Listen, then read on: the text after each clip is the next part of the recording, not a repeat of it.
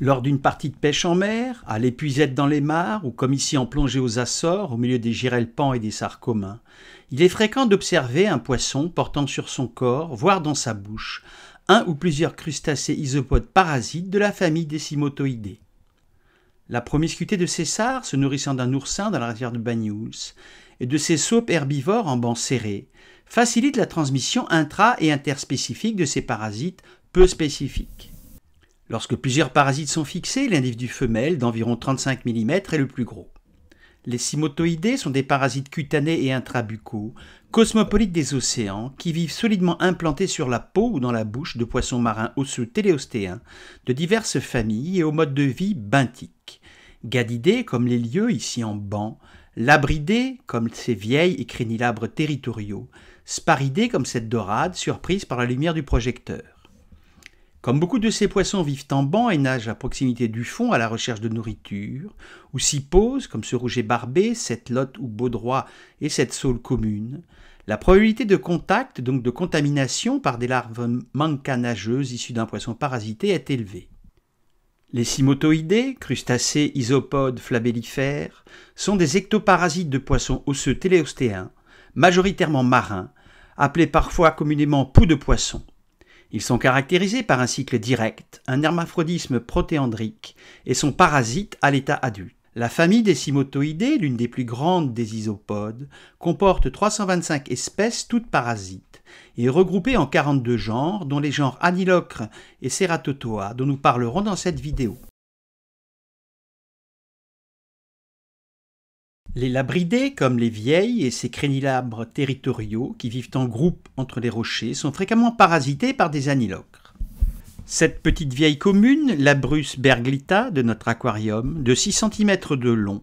était parasitée par un couple d'anilocres, frontal ou physode, implanté au-dessus de l'œil, une grande et large femelle de 17 mm de long et un petit mâle plus fin de 12 mm de long. Ces ectoparasites cutanés, communément appelés poux de poisson par les pêcheurs, sont peu spécifiques. L'anilocre s'implante dans les régions vascularisées de son hôte, au niveau de la tête et autour des yeux, au niveau des nageoires pectorales et pelviennes, et de la ligne latérale ou à la base de la queue, et elle y vit de 1 à 2 ans, mais certaines espèces peuvent vivre jusqu'à 9 ans sur leur hôte. Lorsque 2 ou 3 anilocres parasitent un poisson, la plus grande est la femelle et les autres plus petits sont des mâles, maintenus à l'état de mâle par la femelle. L'anilocre, de couleur brune comme son hôte, aplati dorso-ventralement et de forme oblongue, ressemble à un cloporte, isopode terrestre détritivore et nécrophage, que l'on trouve en soulevant des pierres, mais possède des adaptations liées à son parasitisme et à son hématophagie. Le biotope de l'anilocre est la peau du poisson, dont il partage le milieu de vie et les déplacements. Son cycle de développement direct, sans hôte intermédiaire, se rapproche de celui des Cymothoidés parasites intrabucaux mangeurs de langue, qui sera abordé dans la deuxième partie de cette vidéo. Après accouplement et fécondation interne, les œufs et les embryons se développent dans un marsupium ventral incubateur de la femelle, duquel sortent à maturité des femelles mancanageuses planctoniques qui ressemblent morpho-anatomiquement aux adultes et qui vont contaminer de nouveaux poissons, souvent proches de la femelle ovigère.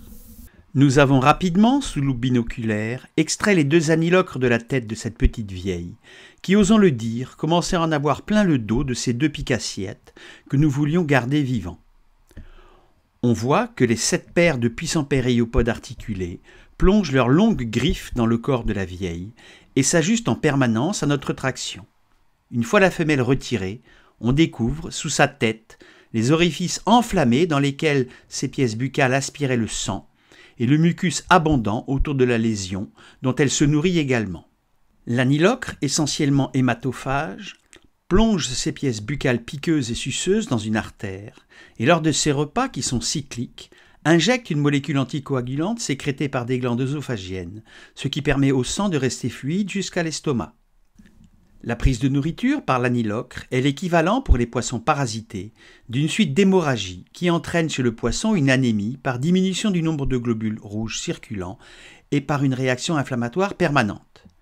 Les anilocres, comme tous les Cymothoidés, sont essentiellement hématophages. Leur alimentation de sang n'est pas continue mais cyclique, caractérisée par une alternance de processus de succion de sang et des périodes de digestion et d'absorption au niveau des sécomes hépato-pancréatiques, où s'effectue l'essentiel de la digestion par hémolyse des globules rouges. La bouche est située en position ventrale et entourée par des pièces buccales puissantes pour dilacérer les téguments et acérées pour percer les vaisseaux sanguins nourriciers. L'anilocre détourne ainsi à son profit une partie du flux sanguin, ce qui oblige son hôte, déjà ralenti par la présence de l'anilocre, à se nourrir davantage et donc à prendre plus de risques face à ses prédateurs, ce qui baisse sa valeur adaptative sélective au fitness par rapport aux individus non parasités. Si on transposait à un homme d'1,80 m nageant sous l'eau, l'effet d'une anilocre sur le corps serait comparable à celui d'un sac à dos de 60 cm de long sur son dos. La petite vieille a été, après ce stress opératoire, remise dans l'aquarium de quarantaine de notre labo, puis nous y avons ajouté les 2 anilocres vivantes.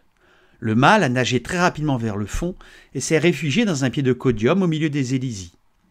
La femelle s'est laissée couler sur le dos sans bouger, puis à l'approche de l'épuisette, s'est également réfugiée dans le codium, ce que nous avions déjà observé avec d'autres isopodes parasites. 2 heures après, le petit mâle était de nouveau accroché à la vieille, ce qui montre que les anilocres adultes, tapis sur le fond ou cachés dans les algues, peuvent enfourcher à la manière des cavaliers, un poisson de la même espèce ou pas, si celui-ci se rapproche suffisamment d'elle. Cette mobilité permet également au petit mâle de se rapprocher et de s'accoupler avec la femelle, qui peut se reproduire avec plusieurs mâles. Le lendemain, nous avons découvert le couple d'anilocres sur la tête d'une petite blénie, à peine plus grande que la femelle d'anilocre, ce qui n'était pas une situation d'avenir pour elle. Cette relation parasitaire que nous avons involontairement provoquée, et cela dans un milieu artificiel contraint, nous a posé un problème moral. Alors que la nature est par essence amorale et non pas immorale, comme on a trop tendance à l'analyser avec plus d'empathie pour les proies que pour les prédateurs et les parasites, qui ont aussi le droit vital de se nourrir et de se reproduire, nous avons décidé de retirer les 2 picassiettes morts de faim que nous avons finalement donné à manger aux crevettes. On retrouve sur ce couple d'anilocres de 17 et 12 mm, de l'avant vers l'arrière, les 3 segments caractéristiques des crustacés isopodes. La tête petite, courte et triangulaire, porte 2 paires d'antennes, des gros yeux non pédonculés à facettes. La bouche ventrale, non visible, est entourée par des pièces buccales piqueuses et suceuses, modifiées en raison de son hématophagie. Le thorax ou pérayon est composé de 7 segments thoraciques articulés qui portent chacun des puissants péréiopodes préhensiles articulés tous semblables, d'où le nom d'isopodes donné au groupe, et qui sont terminés par de fortes griffes qui déchirent la peau et s'implantent dans les muscles. L'abdomen, ou pléotelson, est formé de 6 segments abdominaux articulés, visibles ici chez le mâle, et se termine par un pléotelson cilié terminal en forme d'éventail rabattable, avec sur le côté 2 uropodes ciliés locomoteurs. La face ventrale de la femelle porte des pléopodes lamellaires roses, ciliés et très vascularisés, qui battent en permanence et assurent des fonctions respiratoires et locomotrices. Ces 12 palettes natatoires, le puissant telson rabattable et ses 2 uropodes locomoteurs, leur permettent d'une part d'accélérer brutalement, puis de nager rapidement pour échapper à leurs prédateurs et de rattraper puis de chevaucher leur hôte. Les effets des cymotoïdés ectoparasites cutanés comme l'anilocre dépendent de l'espèce de poisson, de son âge et surtout de l'endroit de la peau où ils sont implantés. La présence d'une anilocre accrochée au corps du poisson crée des turbulences et perturbe les flux d'eau le long du corps, ce qui diminue son hydrodynamisme, surtout chez les individus jeunes de petite taille, davantage dérangés par leur présence. Leur hématophagie entraîne chez le poisson une anémie, une réaction inflammatoire permanente et un prélèvement de matière et d'énergie qu'il devra compenser en se nourrissant plus, ce qui l'exposera davantage aux prédateurs. Les effets de l'ectoparasitisme d'une anilocre sur son hôte peuvent être impressionnants, comme sur ce lieu jaune de 2 kg, pêché au large du Conquet, car l'anilocre, qui était fixé sur la base de sa nageoire pectorale droite, aspirait le sang de l'artère pectorale. Privée de sang, la nageoire, dont il ne restait qu'un moignon et dont on voit l'orifice fait par les pièces buccales suceuses, s'est atrophiée et ne pouvait plus assurer son rôle locomoteur. Globalement cependant, les effets de cet ectoparasitisme apparaissent relativement modérés et il semblait bien exister un certain état d'équilibre entre l'anilocre et leur hôte, favorable au maintien du parasitisme, sans qu'il y ait le plus souvent de modifications profondes du phénotype, comme dans le cas d'une puce ou d'une tique sur un cheval, qui passe le plus souvent inaperçue entre les poils, mais qui peut cependant entraîner des maladies graves telles que la brocéliose. D'autres cymatoidés, des genres Ceratotoa ou Cymatoa, sont des parasites intrabucaux de la langue ou du palais des poissons, qui ont des effets beaucoup plus spectaculaires, dévastateurs et définitifs pour leur hôte que ceux des anilocres cutanés. Il est possible de se procurer chez un poissonnier des cymatoidés sur des bogues, Boops, sparidés présents en Atlantique et en Méditerranée, qui vit en bancs serrés et qui est pêché à la Seine tournante, puis vendu pour moins de 10 € du kilo. Ce sparidé, de moins de 30 cm de long, au corps fusiforme et à la section ovale, est souvent fortement parasité, notamment par 3 espèces de cymatoidés. Ceratotoa eustroides ou italica sur la langue, Ceratotoa parallela sur la voûte palatine, et par l'Anilocra physode en phase sexuelle femelle fixée sur ses flancs. Nous n'avons remarqué aucune différence de taille et de masse entre les bogues parasités et non parasités, qui avaient toutes environ 25 cm de long et 300 grammes. Il a donc fallu ouvrir la bouche des bogues de l'étal pour rechercher les 5 bogues parasités que nous avons disséqués, qui avaient tout un couple de Ceratotoa dans la bouche. À l'entrée, une femelle de couleur beige, puissante, longue et trapue, d'environ 35 mm de long, 15 mm de haut et 10 mm de large, fixée à l'emplacement de la langue. La découpe de l'opercule et des branchies droites de cette bogue parasitée permet de se rendre compte, d'une part, que la femelle d'environ 35 mm occupe pratiquement toute la moitié inférieure de la cavité buccale, que la langue a pratiquement disparu et qu'il ne reste plus qu'un moignon filiforme de l'os hyoïde autour duquel elle était construite, et enfin qu'elle est accompagnée sur son arrière gauche ici d'un petit mâle de 13 mm, recroquevillé et fixé au fond de la bouche. À l'arrière, sur la droite ou à gauche, à proximité de la femelle, un petit mâle blanc recourbé d'environ 15 mm de long. Toutes les langues ont pratiquement disparu et il ne reste plus qu'un moignon de l'os hyoïde sur lequel était construite la langue, remplacée par la femelle. L'implantation d'un cymatoidé mangeur de langue n'est pas une greffe, car il n'y a pas de retour veineux, mais plutôt une prothèse qui va remplacer la langue. L'alimentation planctonique de la bogue, composée de petites proies, et les battements des pléopodes et uropodes des parasites qui chassent l'eau vers l'arrière et déplacent les aliments vers l'œsophage, lui permettent, malgré la présence d'une grosse femelle et d'un ou deux mâles dans la bouche, de s'alimenter presque normalement, car les bogues parasités avaient la même taille et la même masse que les bogues non parasités. Ceratotoa eustroides, parasite de plusieurs espèces de poissons téléostéens, partage le milieu de vie de ses hôtes et réalise la majeure partie de son cycle biologique de développement dans la bouche, et plus précisément sur la langue des poissons, et cela jusqu'au stade larvaire infectieux planctonique manca. Son biotope est, depuis la fixation de la larve planctonique manca jusqu'à sa mort, la bouche du poisson qu'il parasite. Pour bien comprendre les effets de ces cymatoidés sur la langue des poissons, il faut rentrer dans la bouche d'une bogue non parasitée. Leur petite bouche protractile d'environ 1 cm de large par 1,5 cm de haut porte de fines dents acérées, ce qui leur permet de se nourrir essentiellement de plancton et de petits invertébrés présents en suspension dans l'eau, comme de grands copépodes, des méduses ou des larves de tuniciers. On voit, sur cette bogue témoin, que sa langue rudimentaire, lancéolée, non musculeuse et recouverte par la muqueuse du plancher buccal, est une excroissance du basilial, partie ventrale de l'arc branchial hyoïde, en continuité avec l'os hyoïde de la base de la langue. La langue des poissons sert à ramener les aliments vers l'arrière et le haut, grâce à la contraction du muscle sterno-thyroïdien qui pousse le bol alimentaire vers l'œsophage, puis son relâchement la déplace vers l'avant et le bas, et ainsi de suite. Les effets parasitaires des cymatoidés intrabuccaux sur leur hôte dépendent de l'espèce de poisson et de parasites. Ils sont discrets au début de l'infestation, et deviennent progressivement plus importants au cours de la croissance simultanée de l'hôte et de son parasite, jusqu'à provoquer des modifications irréversibles. Contrairement aux cymatoidés ectoparasites, les espèces intrabuccales mangeuses de langue et implantées sur la voûte palatine modifient considérablement et définitivement le phénotype de leur hôte, et on observe selon les espèces une atrophie progressive de la langue, privée de son sang artériel, et également mangée par le parasite selon les auteurs, des lésions tissulaires importantes et profondes au niveau du site de parasitation, des modifications du vomer avec apparition de dents vomériennes, une anémie avec modification de la formule sanguine, des réactions immunologiques spécifiques aux cymatoidés mises en évidence par des anticorps, la castration de son hôte chez l'apogon par exemple, et enfin le ralentissement de la croissance avec diminution du poids et de la taille moyen de l'hôte d'environ 20%, constaté dans les populations de poissons d'élevage, avec en plus une augmentation importante de la mortalité. Alors que sur les autres femelles le marsupium était vide, sur cette femelle ovigère à maturité, nous avons remarqué en vue ventrale que son marsupium était gonflé et sur le point de libérer ses larves manca, visibles par transparence et reconnaissables à leurs gros yeux noirs. Cette longue et large poche incubatrice ventrale, véritable soute ovigère reproductrice, est fermée par 5 paires d'ostégites insérées à la base des 5 premiers périopodes.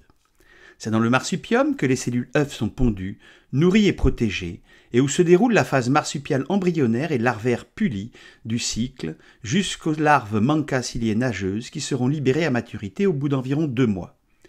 Bien que le poisson soit mort depuis au moins 3 jours et que les larves pré-manca se soient dégradées, on reconnaît les caractéristiques de la future larve manca totalement dépigmentée, sauf au niveau des yeux. Ces larves ciliées nageuses ressemblent aux adultes. Une grosse tête, 2 gros yeux noirs, 2 paires d'antennes, un puissant thorax avec à ce stade 6 segments portant chacun une paire de périopodes, et un abdomen segmenté terminé par un telson portant des uropodes ciliés natatoires. Nous avons pu, avec les genres Ranilocre sur les petites vieilles et Ceratotoa sur les bogues, comprendre et reconstituer une partie du cycle complexe des Cymothoidés. Ces isopodes ectoparasites gonochoriques à sexes séparés sont hermaphrodites protandres, donc d'abord mâles, puis femelles, et possèdent un faible dimorphisme sexuel lié à la taille. Les femelles sont plus grandes et trapues que les mâles, bien plus petits. Le cycle biologique de développement direct des Cymothoidés intrabucaux, mangeurs de langue, dure environ 2 mois, se fait sans métamorphose mais avec des mues, et comprend 2 phases, l'une buccale dominante et l'autre post-marsupiale planctonique infectieuse réduite à la phase manca nageuse. Les poissons non parasités d'un banc se contaminent au contact d'autres poissons parasités qui libèrent par leurs zooïdes des larves manca mâles, ciliées et nageuses, issues à maturité de la rupture du marsupium par les femelles ovigères de Ceratotoa. La larve manca, planctonique et nageuse, pénètre par la bouche ou les ouïes, se fixe aux branchies puis remonte dans la bouche grâce à ses 6 paires de périopodes et ses uropodes natatoires, et cela jusqu'à la base de la langue sur laquelle elle plante ses longues griffes pour s'y fixer définitivement.